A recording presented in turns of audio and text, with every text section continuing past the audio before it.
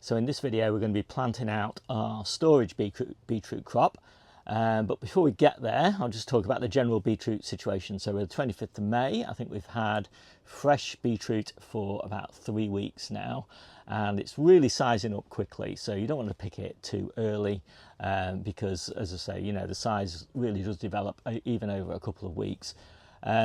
So we've got a plentiful supply of beetroot in the polytunnel. That's going to cover us all the way through until probably the end of July, and then we'll have loads of beetroot in the backs of all of the pepper tunnels, and that will see us through until October, and that is when obviously we're going to get our storage beetroot. We're going to store that beetroot all the way through and be eating it progressively through October, all the way through until pretty much the end of May. We take our beetroot out in October and we store it in damp wood chip. Keeps really well. I mean, the quality is still really very eatable. Not quite as good as freshly picked from the ground, but you know, if you weren't comparing them side by side, you wouldn't really tell the difference. So yeah, beetroot stores really well. Anyway, let's get on with the planting. So this big bed is going to be for my storage beetroot, and the plants are looking pretty good. They're suffering a bit because of the heat. So we're in a sort of really bit of a heat wave at the moment, and so they really need to get planted in the ground. And I prepared this bed, 4 or 5 days ago. It was purple sprouting broccoli. We had a lovely crop off here, and I took all the roots of the purple sprouting broccoli out, gave the bed a good water because the bed was so incredibly dry. The thing is, these big purple sprouting broccoli plants, they take so much moisture out of the ground, and they take it out really deep down. So I had to put quite a bit of water on to rehydrate it. And basically we've got no rainfall in our forecast, so we're relying on tap water for that. And then a bit of a handful of bloodfish and bone. 1 handful per square metre is kind of what I use. I don't like to over fertilise my beetroot because I do put this mulch on top of spent mushroom compost, which is pretty good. I mean, it's really rough. I'll do a close-up so you can see just how really rough it is, but I don't really mind that. The beetroot don't care as long as it rots down and feeds them over their life. So it is 25th of May, I think, and I'm not going to be harvesting these until about October time.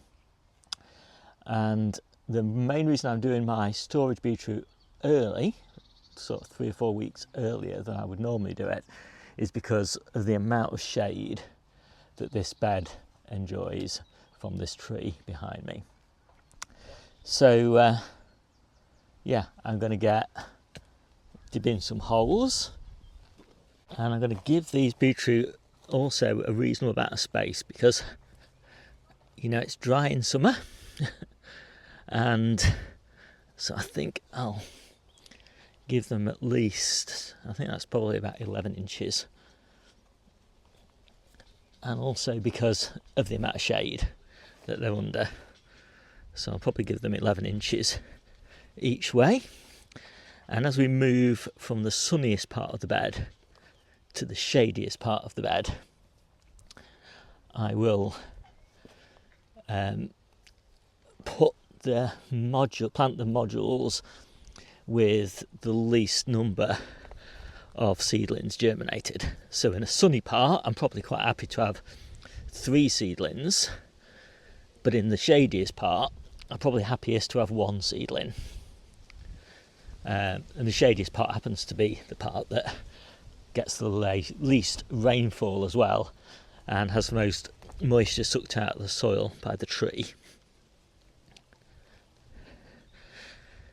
I'm digging these holes really deep because I want the beetroot's roots well below this mulch layer, and the mulch is about 1.5 inches deep. So this is the first tray. These are Pablo, and you can see there's only 1 or 2 beetroots in each module. So I just laid these out for you so you can see the roots on them. they're just on the verge now of being too old, but I'm pretty happy with them. I think they're, let me just check the date on them.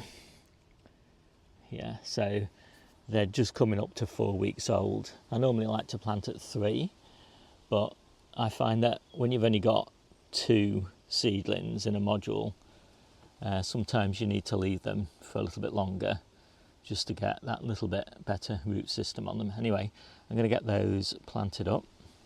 So I'm just gently firming these down into their planting holes. I'm not really backfilling very much because I want to leave a little kind of depression there to catch the water when I'm watering them, just so that the water gets kind of directed into the root zone of the plants and just doesn't run off.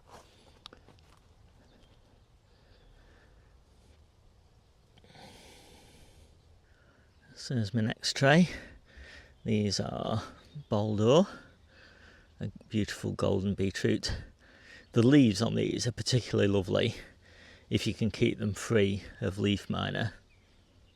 So I particularly like how the roots on the golden beets are golden and on the red beets are red. Can't say I've ever really noticed that before, but it's an extra treat when you're planting to see those little details. And so I planted quite a few of these now, and these are all the goldens, and I've tried to plant the ones with 2 seedlings in the shady area here, and this really very shady area is just 1 seedling. So the stuff at the end there, that's actually a reasonably sunny little spot, so I'm going to plant 3 seedlings. So I'm going to plant a mix of Botello, as I said, sort of 2 to 3 seeds per module, and just a few more Boldor here. I've obviously got slightly more seeds than I need, but that's the way I like it. There's always loads of people who want free seedlings on this allotment site. And I do like to have a few, normally I like a few different varieties, just in case there's a kind of problem with one, just not liking the weather conditions or whatever it is, or perhaps susceptible to some disease, and then another variety isn't, and so it just gives me a little bit more resilience. And I have that with the red beetroots. I just this year don't happen to have it with the golden beetroots, where everything seems to have been Boldor. So hopefully you can see that I'm kind of just firming them in and putting them in fairly deep.